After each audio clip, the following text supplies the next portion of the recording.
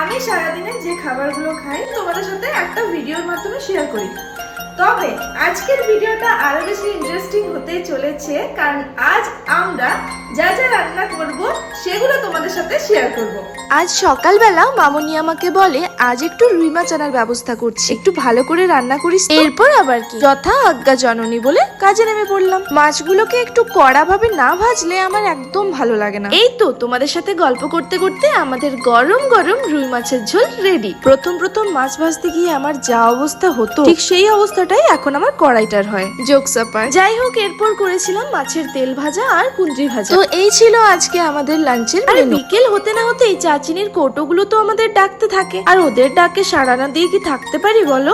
আজ যেহেতু অনেকটা মাছের ঝোল রান্না করেছি, আর দুজনের পক্ষে তো একেবারে অতটা মাছ খাওয়া সম্ভব নয়, তাই আজকে ডিনারটা সেরেছি রুটি আর মাছের ঝোল দিয়ে। So that's it for today, by.